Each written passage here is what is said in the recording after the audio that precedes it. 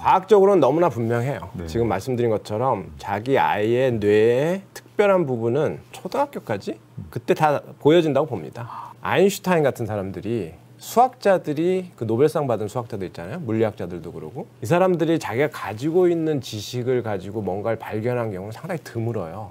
막다른 골목에 딱 다다르게 되면 상상력을 발휘해서 그걸 뛰어넘어요. 담장을 뛰어넘는 거는 인간의 지금 서울대 뇌인지과학과 이인하 교수님과 함께 하고 있는데, 근데 인공지능 시대도 오고 뇌에 대해서 이제 점점 궁금해지면 여기까지 연결될 것 같아요. 자녀 교육은 도대체 어떻게 해야 되는 거야? 이런 생각이 좀 드는데, 아니 창의성이 이렇게 중요하다는데 학교 보내놓으면 그냥 진짜 딱 규격화된 교육을 갖고 오는 게 아니냐? 이 부모님들 아마 똑같은 생각하지 않을까? 저도 답답하거든요. 이게 뭐 좀 특이한 질문하면.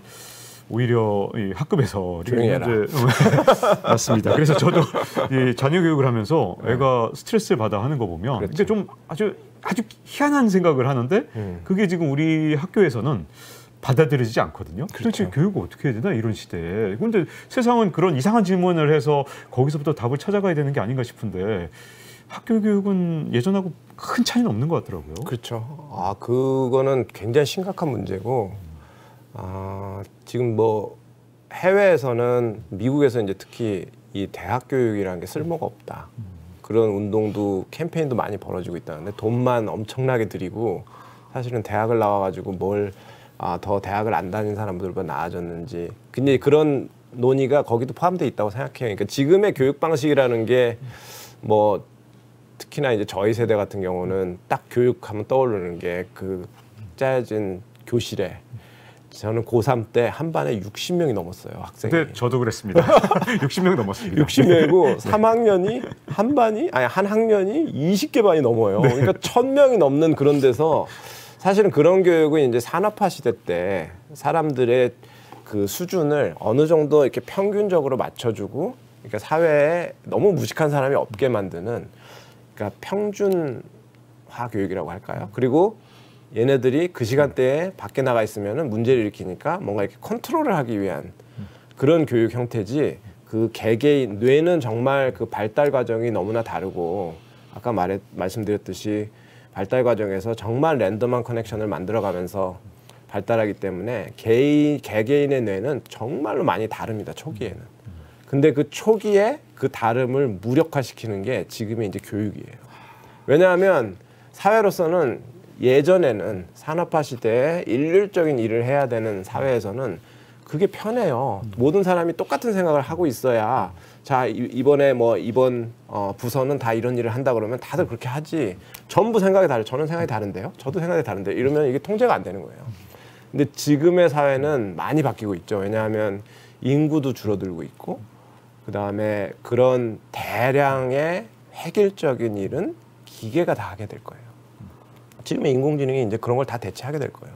그래서 사람도 별로 없고 이제 태어난 사람도 별로 없고 태어난 사람 개개인의 뇌의 특성을 100% 활용해도 지금 인적 자원이 모자란 상태이기 때문에 지금의 교육 그 전통이라고 할까요? 그거를 빨리 깨는 나라가 아마도 선진국이 진입할 가능성이 높아요. 근데 이제 그거는 쉽지 않은 결정이에요. 왜냐하면 그래도 우리나라를 이렇게까지 전쟁 이후에 발전시킨 게 이런 교육 때문인데 좀 모르는 소리 하고 있는 뇌과학자가 뭐 그렇게 생각하시는 분들도 있을 거예요. 근데 그 패러다임에서 빨리 벗어나가지고 개개인의 예를 들면은 지금 챗 GPT처럼 애들하고 1시간, 2시간씩 앉아가지고 친절하게 뭐에 대해서 설명할 수 없거든요, 교사가. 그래서 빨리 기계가 가르쳐 줄 수 있는 부분은 기계에게 맡기고 사람 아까 말씀드렸던 뭐 창의성이라든지 직관적인 능력이라든지 뭔가 공감하는 능력, 다른 사람 감정적으로 뭐 이렇게 하는 능력, 그리고 인공지능이 못하는 걸 계속 해야 돼요. 그러니까 뭐 신체적으로 뭘 한다든지. 그러니까 그런 걸 할수록 기계하고 나는 다르구나. 나는 위대하다. 이런 걸 이게 자존감 같은 걸 좀 느끼기도 해주고 그런 뭔가 특수한 교육이 좀 필요한데 지금의 이제 교육 세팅에서는 그건 거의 불가능한 거죠. 근데 지금 현재 아직은 다름을 틀림이라고 가르치는 시스템이 아직도 여전히 남아있는 상황에서 그쵸. 각 부모님들, 각 가정의 부모님들은 도대체 앞으로는 다름이 제일 중요한데 이걸 틀렸다고 가르치는 이 시스템 하에서 내 아이는 어떻게 이 다름을 유지시킬 수 있을까라는 걱정이 뇌에서 어떻게 방법이 없을까요? 과학적으로 설명하다기보다는 과학적으로는 너무나 분명해요. 네. 지금 말씀드린 것처럼 자기 아이의 뇌의 특별한 부분은 어릴 때 거의 제가 볼 때는 초등학교까지 그때 다 보여진다고 봅니다. 엄마, 아빠 나는 이런 걸 잘해 라고 그때 다 나와요. 근데 이제 엄마, 아빠가 야 그런 거는 대학교 가는데 별 도움이 안 돼. 그러니까 이게 둥글둥글하게 만드는 거죠. 획일화시키고. 근데 그거는 여러 단계에서 결정을 하셔야 되는데 정부는 정부대로, 교육부는 교육부대로 이제 이런 식으로 계속 갈 것을 결정해야 되는데 가장 중요한 결정은 부모님이 하셔야 돼요. 부모님이 나는 그래도 이 트렌드에 따라가지 않으면 불안하니까 그냥 트렌드대로 하겠다는 결정을 하시면 그렇게 하는 거예요. 근데 나는 이 트렌드를 용감하게 한번 하고 학교 교육은 학교 교육대로 하는 건데 아이의 창의성 있는 부분을 어떻게든 내가 집에서 할 수 있는 부분을 키워주겠다고 하면은 그런 식으로 하면 결국에는 저희가 항상 예로 드는 게 뭐 스티브 잡스는 뭐 학교를 다니다 말고 뭐 그렇죠. 그 사람들의 창의성은 사실은 그런 식으로는 발현되기 어려운 부분이기 때문에 근데 그 불행한 건 이제 그분들이 뭐 이제 부모가 좀 이렇게 불행한 가정에서 자란다거나 그래서 그분들은 그런 걸 하기 좀 쉬운 어떻게 보면 환경이었죠. 그러니까 뭘 관두고 뭐 하고 하는 게. 근데 이제 뭐 부모님이 다 이렇게 잘 케어하고 막 이렇게 하고 있는데 그런 결정을 한다는 게 쉽지는 않은데 그래서 각 레벨에서 결정을 해야 되는데 기준은 앞으로 미래에는 뇌의 과학적인 속성을 잘 들여다보면 이런 식의 교육은 맞지 않는다라는 게 너무 명확하고 과학이라는 건 사실은 이건 뭐 이데올로기가 포함이 안 된 거기 때문에 뇌 자체가 그렇다는데 그거에 맞춰야지 시스템을 이제 그런 논의가 지금 이미 뭐 선진국에서는 활발하게 이루어지고 있고 우리나라도 이제 조금씩 그런 것들이 그 뭐 대학 교육이라든지 뭐 대학교가 이제 뭐 들어오는 사람이 없다 초등학교도 들어오는 사람이 없다 이런 질문 그 뉴스를 많이 보잖아요. 그런 것들이 다 연결되어 있는 이슈라고 봅니다. 그래서 부모님들도 용기를 좀 내셔야 되고 그다음에 사회도 용기를 내야 되고 정부도 용기를 내서 저희가 이게 뭔가 이렇게 과거로부터 완전하게 탈바꿈할 수 있는 그런 결정을 조만간 내려야 되지 않을까 그런 생각이 좀 듭니다. 그렇게 이제 좀 학교 교육을 답답하게 생각하다 보니까 부모님들 중에는 내 아이는 좀 다르게 키워야겠다 이런 생각 때문에 여러 가지 교육법을 하는데 네. 그 가운데 이제 오해와 진실을 좀 따져보고 싶은데요. 네. 저는 요즘 최근에 이런 말도 있더라고요. 이게 우리 아이의 뇌를 똑똑하게 만들기 위해서 어릴 때 가치 판단이 들어있는 역사나 도덕 같은 그런 주제의 책보다 보편적 진리에 가까운 수학, 코딩, 과학을 먼저 책을 접하게 해라. 이런 교육책도 있더라고요. 이거 맞는 얘기입니까? 그거는 저는 이 과학적 근거는 없다고 보는데 왜 그런 말을 하는지 알 것 같아요. 그 배경을 정확히 봐야 되겠지만 언뜻 드는 생각에는 그런 과목이 수능에 더 배점이 높기 때문이 아닐까 그런 생각이 좀 들긴 하는데 네, 점수지향이군요. 네. 뭐를 어떤 종류의 지식을 가르치는 게 중요한 게 아니고 제가 볼 때는 역사나 아까 뭐 도덕이나 이런 것 가치 판단이 들어가 있는 것들을 가르칠 때 예를 들어서 이 사람이 이런 일을 겪었는데 이렇게 행동했으니까 윤리적으로 도덕적으로 굉장히 훌륭하신 분이다. 그 마지막 그게 중요한 거예요. 윤리적으로 이 사람은 훌륭한 분이야. 네. 외워 그냥. 그런 식으로 해가지고는 제가 볼 때는 그런 교육은 아무 의미가 없다는 거죠. 그 뇌의 이제 가장 학습과 그다음에 의사결정의 중요한 영역 중에 하나가 이제 해마인데 그러니까 우리가 무슨 의사결정을 할 때 행동을 결정할 때 나는 이렇게 해야 되겠다 저렇게 해야 되겠다 뭐 그런 결정을 할 때 자기의 경험이 가장 큰 레퍼런스로 작용하거든요. 내가 예전에 이렇게 했는데 잘 됐으니까 이렇게 해야지. 저번은 예전에 저렇게 했다가 내가 완전히 큰일 날 뻔했는데 그렇게 하면 안 되겠다. 이제 그런 간접 경험을 직접 경험을 할 수도 있지만 사람이 직접 경험할 수 있다는 거는 굉장히 제한돼 있잖아요. 특히나 이제 해마는 또 상상력을 발휘하는 데 되게 중요해요. 그래서 내가 오늘 박종훈의 경제 한 방에 나가면 뭘 어떻게 해야 될지 이거를 시뮬레이션을 해본다. 오기 전에. 그럴 때도 해마가 쓰이거든요. 그래서 해마가 없는 사람들은 상상을 못합니다. 상상을 못하는데 아이들이 예를 들어서 뭐 그 이순신 장군이 무슨 역사 속에서 어떤 전투를 하고 뭐 어떤 고민을 하고 이런 것들을 잘 이렇게 들으면서 간접적으로 그걸 이제 경험을 하는 거죠. 해마가. 아, 이런 식으로 하면 근데 그 상황에서 마지막에 결론이 이순신 장군은 애국자고 위대한 분이다. 그것만 외워. 그렇게 하는 교육이 아니고 그걸 하는 과정에서 이제 계속해서 자기 해마가 그걸 경험하게 하면서 이제 가치 판단을 하게 하는 거예요. 너라면 어떨까? 아, 저 사람은 되게 무서웠을 것 같아요. 뭐. 그러니까 뭔가 대화해 줄 수 있는 사람이 있고 마치 그거를 경험한 것처럼 자기가. 그러면은 그런 경험들이 계속 쌓여가지고 나중에 그 자기의 행동이나 의사를 결정할 때 그것들의 총합이 나오거든요. 그러니까 그렇게 경험이 많은 뇌하고 그런 걸 전혀 배우지 않고 뭐 수학하고 물리 뭐 이런 원리들만 탑재되어 있는 뇌하고는 사실은 그 일상생활에서 굉장히 많이 다를 거예요, 행동이. 그래서 그런 인문학이나 역사학이나 뭐 사회과학이나 이런 것들이 지금 뭐 문송한다 이런 우스갯 표현도 있지만 굉장히 잘못된 트렌드고요. 그러니까 인간의 뇌가 가진 인공지능과 차별화되는 부분을 너무 사람들이 우습게 보는 경향이 있어요. 왜냐하면 뭔가 컴퓨터가 반짝반짝하면서 뭐가 기계가 막 이렇게 하면 더 좋아 보이니까 그러는데 사실은 자연 현상에 대한 통찰력도 상당히 중요하고 물리, 수학 이런 것도 상당히 중요하지만 이건 좀 여담인데 아인슈타인 같은 사람들이 수학자들이 그 노벨상 받은 수학자들 있잖아요. 물리학자들도 그러고 이 사람들이 자기가 가지고 있는 지식을 가지고 뭔가를 발견한 경우는 상당히 드물어요. 이 사람들이 막다른 골목에 딱 다다르게 되면 상상력을 발휘해서 그걸 뛰어넘어요. 그래서 아인슈타인도 그냥 뜬금없이 생각해 보는 거예요. 창밖을 보면서 근데 빛이 뭐 이러면 이러지 않을까? 아무 근거 없어요. 그리고 그걸 가지고 계속 이제 생각하면서 결국에는 그런 그 담장을 뛰어넘는 거는 인간의 직관이거든요. 직관이나 상상력. 그게 뇌가 가진 그 인공지능은 절대 할 수 없는 거예요. 왜냐하면 자기가 주어진 빅데이터에는 그런 게 들어있지 않기 때문에. 그래서 그런 것들을 생각한다면은 물리나 화학이나 이런 것들도 우리나라에 뭐 노벨상이 안 나온다고 계속 그렇지만 물리나 수학이나 화학을 가르치는 방식이 그렇게 암기식으로 해가지고 문제풀이식으로 가르쳐가지고는 노벨상이 나올 수가 없죠.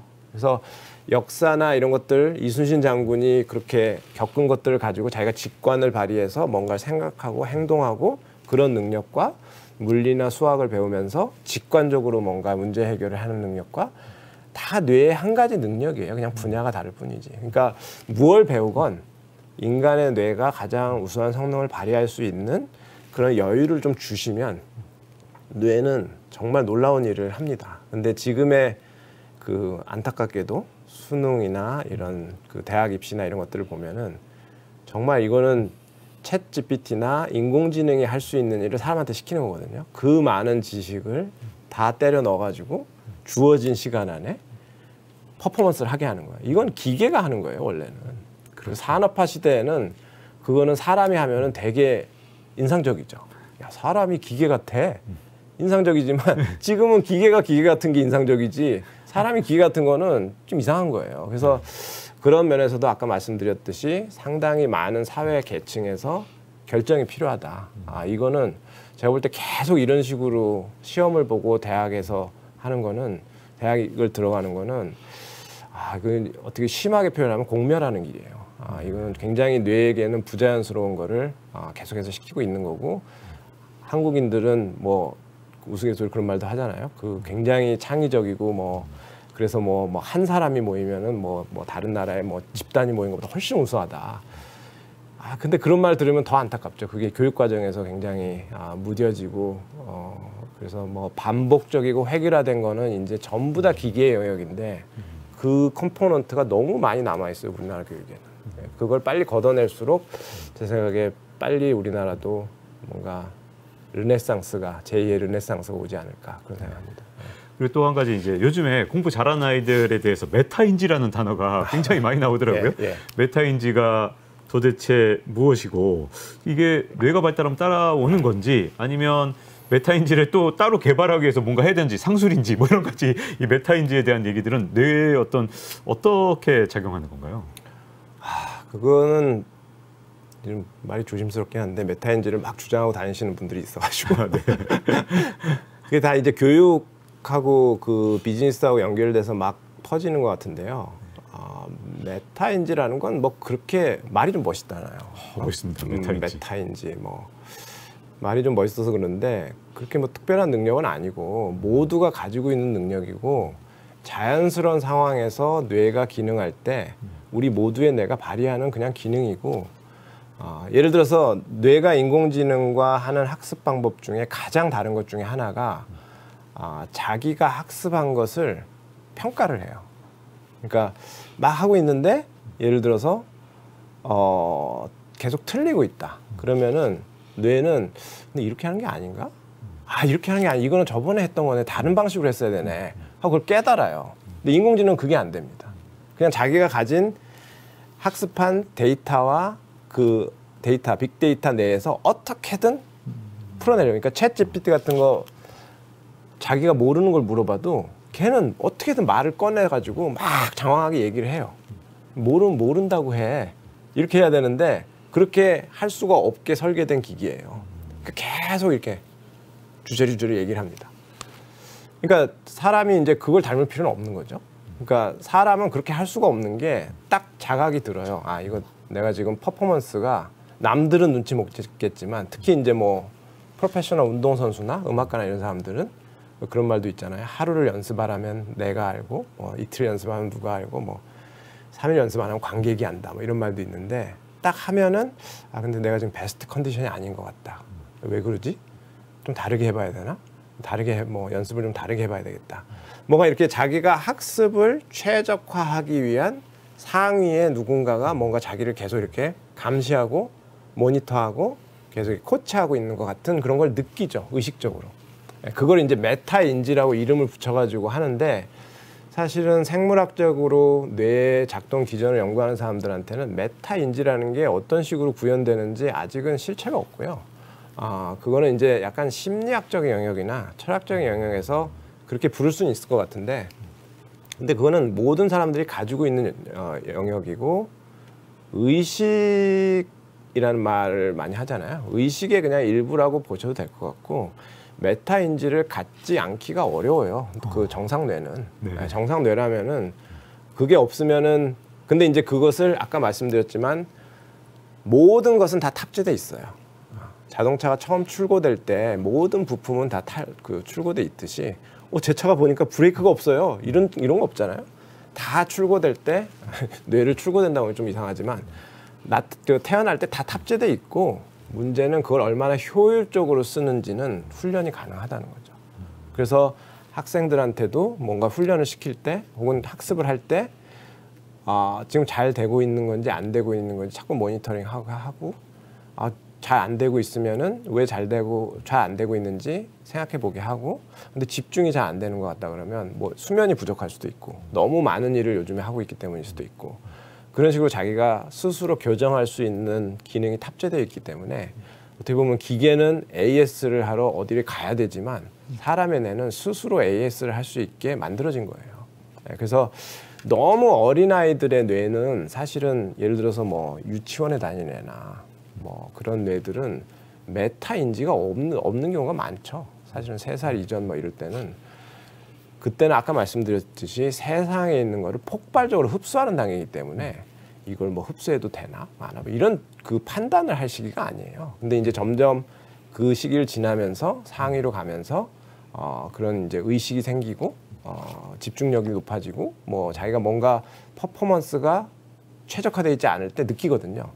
이제 그런 것들을 자꾸 이제 학습법에 의해서 훈련을 시키겠다는 식으로 이제 비즈니스가 자꾸 선전을 하고 그러는 것 같은데 제가 볼 때는 뭐 그렇게 훈련하는 건 나쁘지 않다고 봅니다. 근데 그게 얼마나 과학적인 근거가 있느냐. 예를 들어서 메타인지 훈련을 한 다음에 뇌의 어떤 영역이 변하는 걸 보면 메타인지가 더 좋아졌다고 할 수 있다고 누군가 주장을 한다면 어디를 보실 건가 물어보면 아마 답하기 어려울 거예요. 왜냐하면 과학적으로 알기 어렵기 때문에.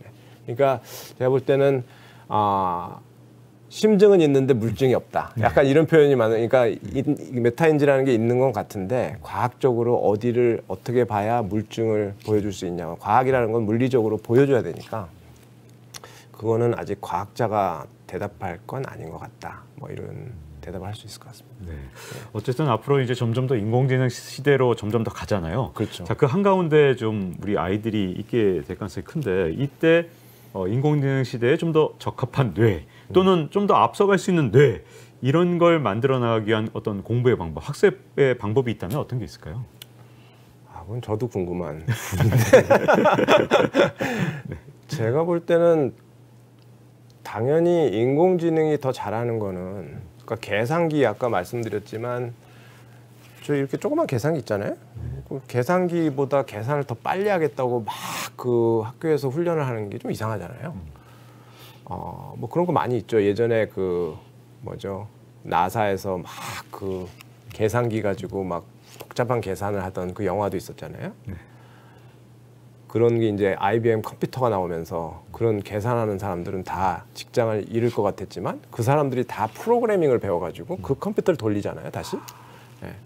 그러니까 인공지능을 계산기처럼 그냥 아무렇지도 않게 제가 볼 때 오히려 어린 학생들은 아무런 저항감이 없을 거예요. 근데 오히려 이제 이런 게 낯설은 기성세대가 굉장히 두려움이 많죠.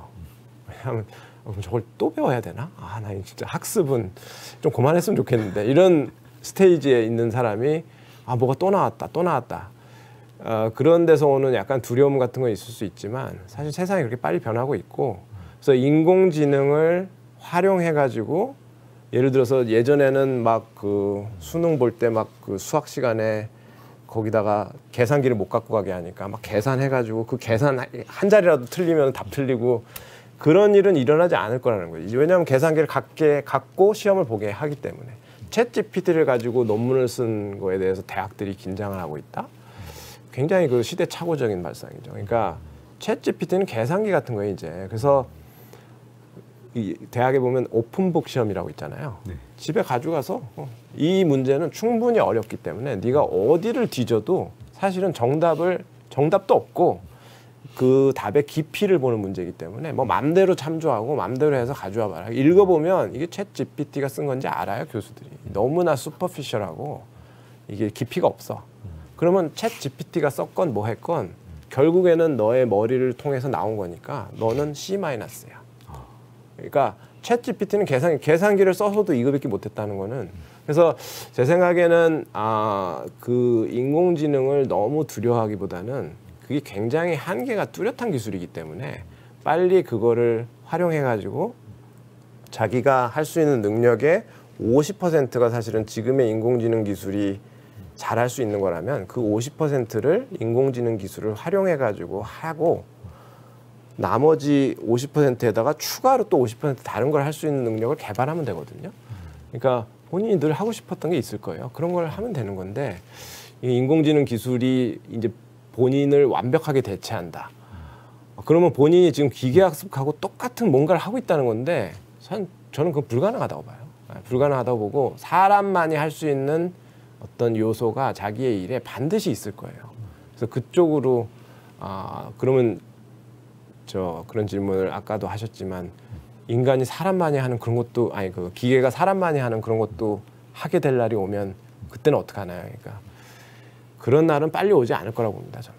이게 뇌라는 게 그렇게 모방하기 쉬운 기관은 아니고요. 굉장히 넘어야 될 산들이 많고 지금 우리가 받고 있는 일종의 쇼크라고 할까요? 쇼크는 사실은 처음에 이제 퍼스널 컴퓨터가 나왔던 때 퍼스널 컴퓨터라는 게 1980년대 초반에 나왔죠. 그게 나왔을 때 쇼크나 무슨 뭐 아이폰 같은 게 처음 나왔을 때 야 저게 폰이야? 저게 전화기가 저렇게 전화기 아닌 것 같은데? 그때의 쇼크나 이런 것들하고 비교하면 될 것 같거든요. 그래서 지금 아이폰이 나와서 아이폰이 나를 대체하지 않을까? 그렇게 생각하는 사람들이 의외로 없었던 것처럼 저걸 활용해가지고 지금 사람들이 엄청나게 많은 것들을 하고 있잖아요. 그런 것처럼 인공지능 기술도 사람들이 활용해가지고 근데 그거를 의식적으로 노력하지 않으셔도 뇌는 엄청난 적응을 하는 데 특화되어 있기 때문에 적응을 할 것이고 다만 이제 아이들 교육이 문제죠. 아이들 교육에서 너무 인공지능 사람이 기계처럼 해야 되는 부분을 아이들에게 특별 훈련을 시킬 필요는 없다. 그거는 더 이상 제가 볼 때 너무 잘하는 게 그렇게 장점이 아니기 때문에 그래서 인간만이 할 수 있는 무언가를 계속해서 훈련을 시키시는 게 아이한테도 훨씬 더 인공지능 시대에도 경쟁력이 있고 인간이 인간처럼 살 수 있는 방법이 아닐까 그렇게 생각해 봅니다. 네, 자 이렇게 인공지능 시대의 이 교육까지 알아봤습니다. 서울대 뇌인지과학과 이인하 교수님과 함께했습니다. 이렇게 나와주셔서 감사드립니다. 예, 네, 감사드립니다. 네, 박종원의 경제음악 마칠 시간이 됐습니다. 다음 시간에 뵙도록 하겠습니다. 감사합니다.